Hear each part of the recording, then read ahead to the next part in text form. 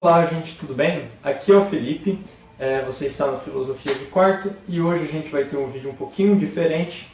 A gente vai estar aqui com a minha irmã Júlia, estudante de Psicologia, e a minha irmãzinha Camila, que está no 6º ano. Isso. Então tá, acompanha a gente e puxa a vinheta.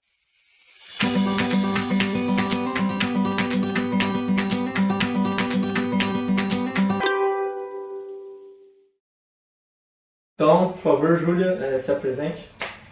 Oi, gente, meu nome é Júlia, eu tenho 24 anos e eu tô no último ano de Psicologia da UFSCar.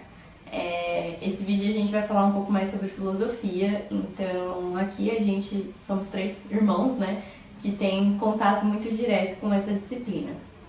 É isso. Oi, gente, meu nome é Camila, eu tenho 11 anos, eu tô no 6º ano da minha escola. E hoje eu vou gravar um vídeo aqui com os meus irmãos. E hoje eu tive minha primeira prova de filosofia. Certo. Então, Fica 2 anos pra fazer a intro aqui. Então, o objetivo do vídeo de hoje é a gente está conversando um pouco, né, com a Camila, que desde cedo já tem um contato bem forte com a filosofia, né? Com 11 anos, por exemplo, eu nem sabia o que era, a Júlia eu imagino também que não. Também não. E a gente começou a ter com uns 16 anos, por aí, um contato. A primeira vez que eu fui ter algum contato com a filosofia foi no primeiro colegial, eu tinha 15 anos, se não me engano, que eu comecei a ter essa disciplina porque passou a ser obrigatório e cobrado no Enem na época, né? Isso já faz alguns anos. E a relevância disso, né, na nossa vida, porque isso estimula muito a gente pensar criticamente sobre os mais diversos assuntos da nossa vida, né? E aí eu também comecei a ter contato com a filosofia só com 15, 16 anos. E a Camila desde cedo, né, desde antes disso, desde antes dos 11, né, ela está tendo filosofia na escola só agora, mas ela cresce num ambiente com uma irmã que faz psicologia e um irmão que faz ciências sociais. Então a filosofia está sempre muito presente nos jantares, nos almoços, nos natais, uma briga muito louca.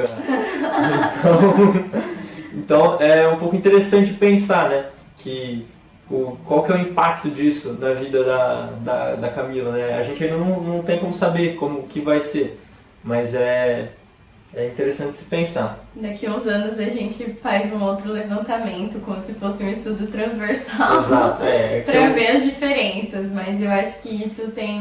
Eu estimo que haja uma diferença grande na formação dos indivíduos e das pessoas, como elas são. Eu imagino que esse é o começo do experimento. Isso não passa de um experimento psicossocial para a gente entender a importância da filosofia, como ela vai ajudar a modelar os indivíduos, né? Então, Sim, é um contato bem diferente, né? É isso. E, Ká, conta pra gente, o que você está estudando em filosofia na sua escola? Como foi sua prova hoje? Conta um pouco pra gente. Ah, minha prova ela tava fácil, bem fácil. Olha pra câmera. Minha prova tava bem fácil. Aí, né, gente, ontem eu tava estudando filosofia pra minha prova e eu tava lendo um texto da Alice e da Lagarta, que é da Alice do País das Maravilhas. E aí a lagarta chegou para Alice e disse: quem é você? E a Alice disse: eu não sei, mas pelo que eu lembro, até hoje de manhã eu sabia. Só que eu esqueci quem sou eu. E isso é um dos principais fatos da filosofia.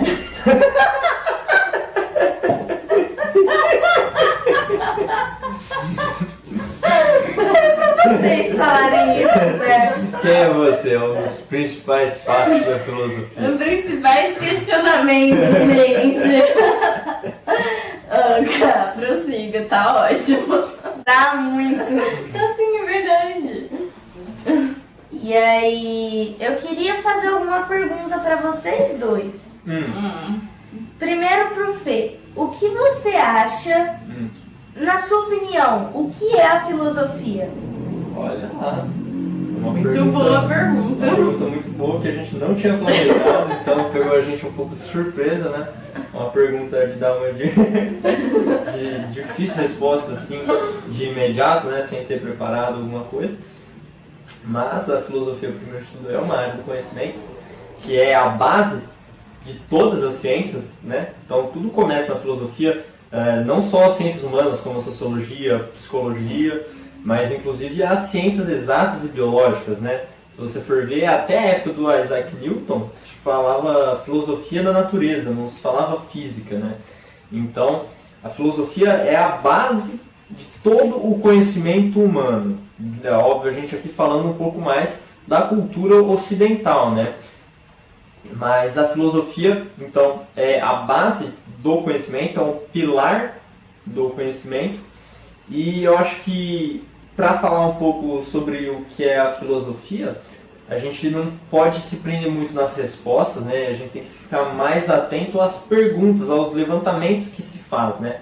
Por exemplo, o René Descartes, ele inaugura a filosofia moderna, não dando grandes respostas, mas fazendo grandes perguntas, né? As respostas que ele dá para as perguntas que ele faz não são das melhores, mas óbvio, ele está engatinhando ainda na filosofia moderna. O principal, aqui falando do Descartes, são os questionamentos que eles fazem. A Julia queria falar um pouco sobre isso também?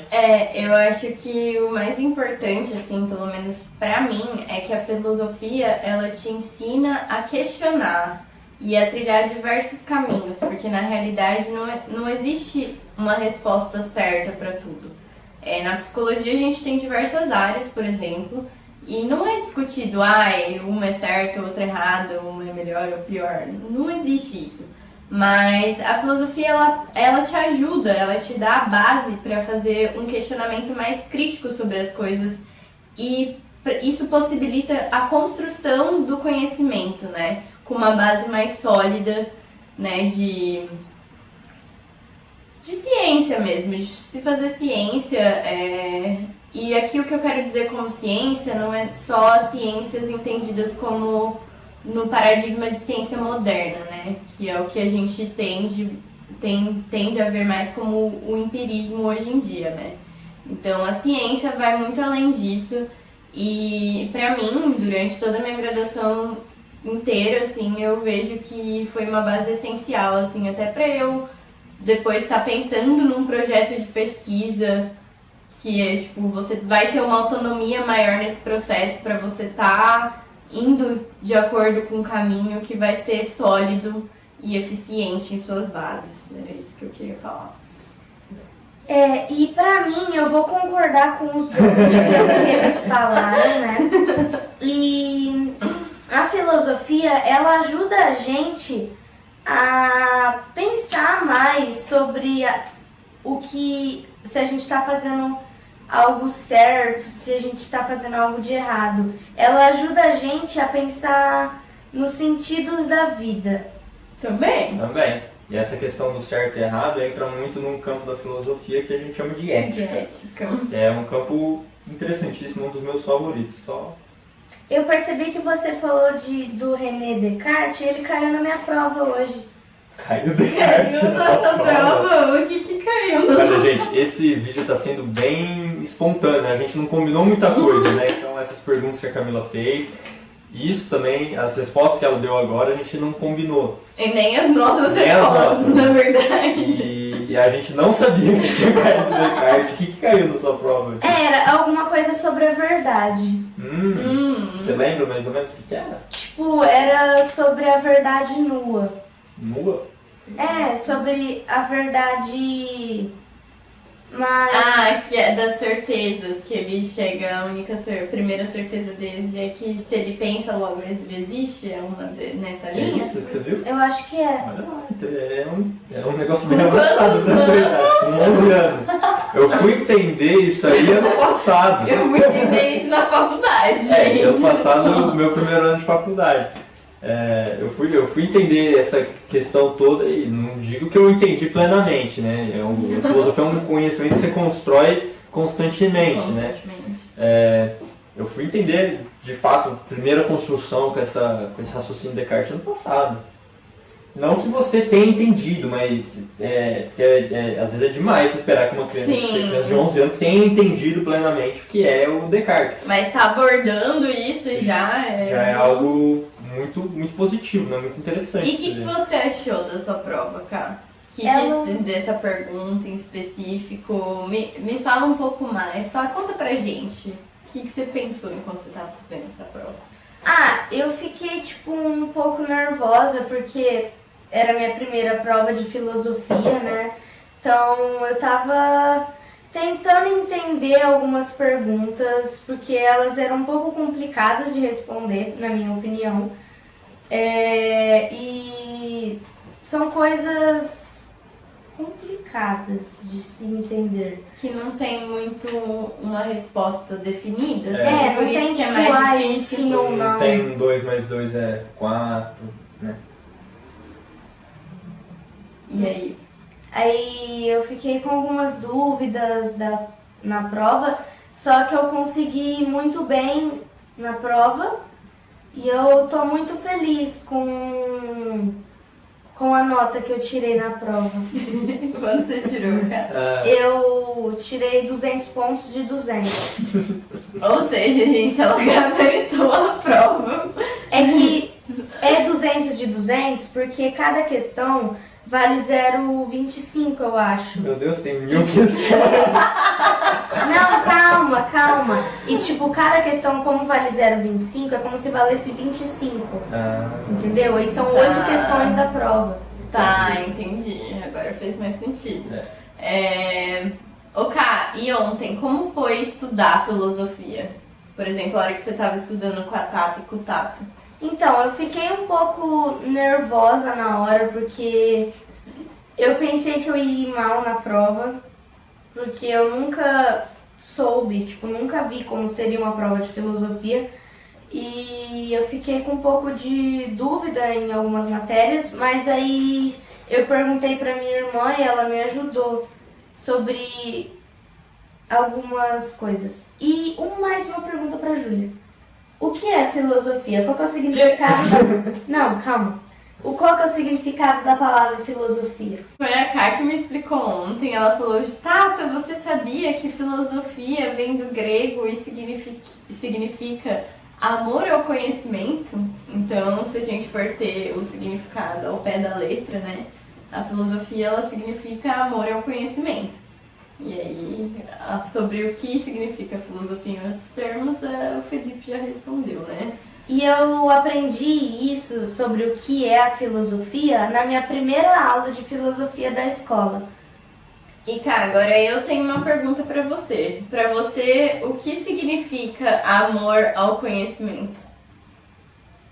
Ou seja, filosofia. O que significa filosofia? Não. Também, a palavra amor ao conhecimento, que significa que é filosofia, mas do grego significa amor ao conhecimento. A filosofia, o que a Júlia me perguntou, né? A filosofia é um grande porquê. Por que a gente existe? Por que a gente tá vivendo agora no momento? Por que a vida é diferente e complicada? Porque as coisas são difíceis. Porque a gente ainda não tomou os meios de produção.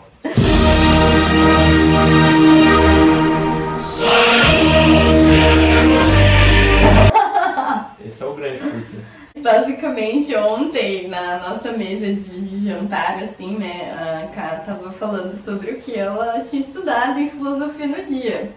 E aí ela começou a fazer altas perguntas, assim, pra gente, que não tem muito uma resposta definida, né? O que você perguntou? O que acontece quando morre? Ela perguntou pra gente. Eu fiquei me perguntando, será que a gente vai pro céu? Será que a gente vai pro inferno? Pra onde que a gente vai? O que a gente vai fazer? Será que vai só a nossa alma? Será que vai o nosso corpo junto? Será que a gente vai morrer lá no céu um dia? Será que a gente vai ter uma segunda vida?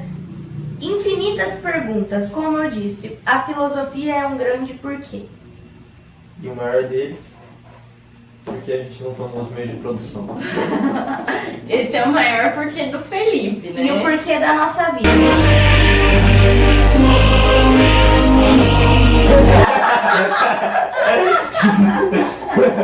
Uai, Começa a tocar a música do comunismo. Eu vou pôr isso aí.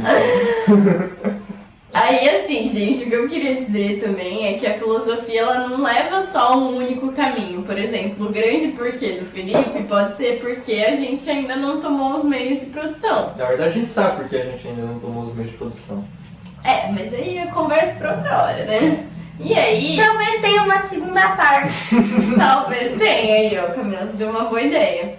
E aí, gente, o que eu queria dizer é que, na real, cada um vai ter as suas respostas para determinadas coisas na filosofia, mas o importante é você buscar essas respostas, e, inclusive, dentro da psicologia, isso vai entrar num ramo que a gente se refere como autoconhecimento, e as bases disso vão estar na filosofia também. Então, a gente tem até um trabalho que é feito em clínica, que a gente fala que é o questionamento socrático, que a gente utiliza muitas vezes essa abordagem na clínica com pacientes, é a fim de promover o autoconhecimento e a pessoa ser mais fidedigna às suas vontades próprias e ser mais original, digamos assim.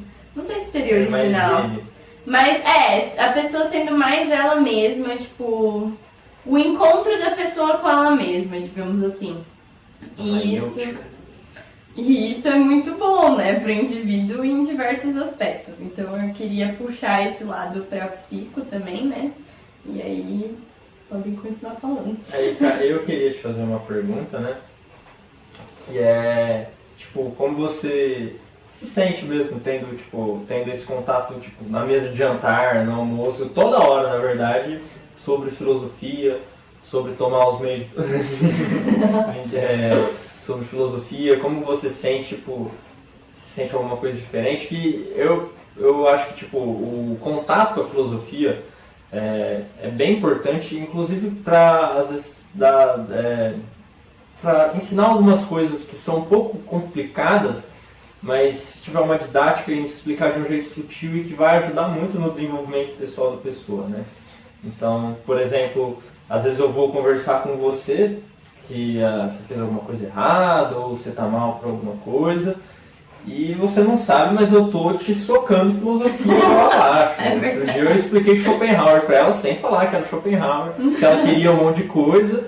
Eu falei, cara, você nunca vai ser feliz assim. Eu expliquei o pêndulo de Schopenhauer pra ela sem ela saber.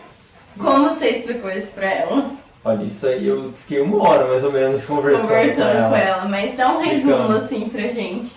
Eu lembro que ela queria não sei o que, e aí eu comecei a falar assim, então, cara, lembra quando você queria aquele teu AirPod lá, não sei, AirPod lá, você tava tão empolgada pra comprar ele, aí você foi lá, comprou, usou uma semana, não queria mais, aí depois já queria outra coisa, você acha que essa onda de consumo vai parar em algum momento? Você vai falar, eu tenho tudo que eu quero, tô feliz, e ela... ficou assim, não, acho que não, a gente...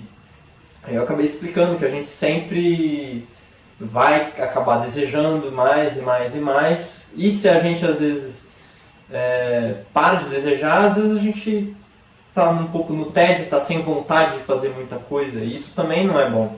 Então a gente tá, falando do pêndulo de Schopenhauer, a gente fica entre 2 extremos, ou na vontade, né, que nunca se satisfaz plenamente, ou a gente está no tédio, que é a total ausência de desejo, né, que é o que o Schopenhauer vai falar de vazio existencial.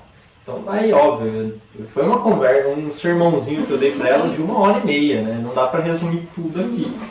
Mas foi um pouco disso que eu falei. E aí eu queria saber como que você se sente tendo essas conversas bem profundas, que são conversas que eu, com a sua idade, eu não tinha, nem a Júlia. Então, como você se sente tendo esse tipo de conversa diariamente? Dentro de casa, né, principalmente. Então, né, às vezes o meu irmão, ele fica me fazendo 1.000 milhões de perguntas. Tudo tem que ter uma resposta. A resposta não é fixa, mas, tipo, sempre tem que ter uma resposta pra tudo. Por exemplo, ele não gostou do último Star Wars porque não fazia sentido da Rey ter o poder que nem o Palpatine tinha. Primeiro que não faz sentido o Palpatine ter voltado, voltou do nada. Como que a gente entrou em Star Wars? Não, agora eu tenho que deixar a minha explicação. O cara voltou do nada, o cara lançou seu maior poder de todo o negócio, só cortou o sinal do Wi-Fi das máquinas, lá das naves, lá no final do filme. Acho que foi o Kylo Ren que reviveu a Rey no final, né? Foi. O próprio Palpatine, Darth Vader, todo mundo tentou durante a saga inteira ter esse poder de trazer de volta à vida, essas coisas, e não conseguiu. Aí o Kylo Ren, que até agora era um bostinha, vai lá e consegue. Então, só falo disso. Dessa vez que ele queria falar. A indignação dele é grande. É uma bosta. Não foi, não. Enfim, cara, volta a sua pergunta primeiro. Por como você se sente estando num ambiente em que a filosofia está sendo abordada, mesmo que não diretamente, constantemente dentro de casa. Eu tô gostando disso, que agora eles vão saber, né? Principalmente você, né? Que sempre tem que ter uma resposta, como eu já disse, pra tudo. E eu fico assim, tipo... Na verdade a gente tá querendo estimular o seu pensamento. Não que a gente, quer dar uma tipo, resposta. ai, nossa, dá uma resposta pra gente agora. Às vezes a gente só fala, você não sabe? Então pensa um pouco nisso, né? Aí eu fico um pouco em dúvida, fica me enchendo o saco. Eu não gosto que ficam me fazendo muita pergunta. Eu não gosto. Não suporto. Tá? Obrigada. Enfim, né? Aí eu acho bem legal as coisas que eles falam. Eu acho muito legal a tematização de tudo, o contexto de tudo. E realmente é muito legal se interessar sobre a filosofia. Você buscar saber o porquê de tudo. O porquê de algumas coisas da sua vida. Que nem o porquê do Felipe, né? Que eu não lembro mais o que é, mas é um porquê muito interessante. Meio de produção. Qual que é o seu porquê, cara? Meu porquê é tentar descobrir o porquê, o que vai acontecer se a gente morrer. Porque, tipo, eu fico pensando, será que... um dia a gente vai ter uma segunda vida e não vai lembrar de nada. A nossa alma vai pro céu ou pros... né? Aí, né? A gente não sabe o que vai acontecer na nossa vida. A gente tem que deixar acontecer. E Então... No momento, esse é o seu porquê, né? No momento, porque eu não Ele pode mudar, né? Ele vai pode. mudar, você vai Porque ler no momento, agora que eu tô no começo ainda da filosofia, eu não tenho um grande porquê, tipo... Esse é um baita Esse é porquê. um baita de um porquê, cara. Não desmereça nenhum porquê. Não, eu sei, mas tipo, não que nem os porquê do Felipe. Mas ainda assim é um porquê. É um grande porquê. É que a gente tem mais mecanismos, né, de construção. Mas é A um grande gente porquê. viveu mais também, eu- a gente tem mais vivências, isso faz diferença. Com 11 anos eu não pensava, pelo menos conscientemente, sobre isso. Porque às vezes a gente projeta um pensamento semelhante, mas não coloca ele em palavras concretas que nem você está fazendo. Exatamente. Então, essas foram algumas perguntas que a gente tinha para fazer, o começo de uma conversinha, talvez a gente volte para fazer mais alguns questionamentos, contar um pouco mais das experiências mais delas em si mesmo, né? E antes da Júlia e da Camila darem a palavrinha final, gostaria de pedir para você deixar o seu like aí embaixo, se inscrever no canal, compartilhar, né, o conteúdo. E aqui embaixo na descrição vai estar o meu blog, o link do meu blog lá, que tem vários textos sobre variados assuntos, até de música tem alguns, falando um pouco sobre Pink Floyd, Jimi Hendrix. E o meu Twitter também está aí embaixo, que eu trago várias discussões nele de vez em quando. Então, passo a palavra para a Júlia. Aí para finalizar aqui o nosso vídeo, como a própria Camila falou, né, que a filosofia é um grande porquê. E a gente está abordando isso nessa ocasião com ela, que é uma criança que está começando a ter contato com a filosofia agora, de demonstrar a importância da criança estar fazendo esses questionamentos e ter esse monte de porquês, né? Porque isso estimula o desenvolvimento intelectual da criança, educacional, e faz com que ela desenvolva um pensamento crítico, né, precocemente. E aí, uma coisa que a gente ficou pensando muito, e até trazendo um pouco da psicologia de novo, é que tem muitos estilos parentais que não prezam muito por responder o porquê das crianças. Muitos pais têm um estilo de educação, um estilo de parentagem, né, como a gente diria, nomes técnicos reais, assim, né, que são mais autoritários. E o que isso quer dizer com autoritário? É sim porque sim e não porque não. Não desenvolve o porquê de determinadas maniqueísta. coisas. Não falam o motivo de algumas coisas. Isso, falando um pouco do que a Júlia disse, né, contextualizando um pouco, né, isso não é bom para as pessoas, nem tanto quanto criança, tanto quanto adulto, tanto quanto de terceira idade, né, tanto quanto de sexta idade, né. Sexta idade. Não é bom isso, porque sempre tem que ter um porquê. Pelo menos um porquê individual. E aí o que eu queria dizer com isso, como principalmente porque aqui a gente está focando com crianças, né? Que essa abordagem, assim, muitas vezes acaba tolhendo as crianças desde cedo, né? E aí eles podem se desenvolver como adultos que não têm um pensamento crítico por trás das coisas, que são Só muito... sim ou não. Não acho que adultos vão ser tão radicais de tipo ser sim, porque sim, não, porque não. Nos piores casos pode ser que isso aconteça, mas acaba tolhendo isso, né? E aí eu esqueci o que eu ia falar, ela me cortou. Acaba um pouco que... traz aqui. Acaba cortando um pouco as asas, né, da criança, mas que um dia se tornará um indivíduo, um adulto, né? E ela acaba dividindo o mundo, separando não só entre sim e não, mas entre bom e ruim, legal e chato, dividindo o mundo em um maniqueísmo intransponível, né? Em coisas boas e coisas ruins. Isso. Ou certo e errado. Acaba sendo uma visão muito simplista da realidade. Então isso tudo começa com essa tolhição, não sei se essa palavra existe, Não sei também. da criança, né? E muitas vezes eu queria complementar, esses pais que acabam respondendo só dessa forma, provavelmente tiveram Essa essa educação também, eles reproduzem, né? Sim.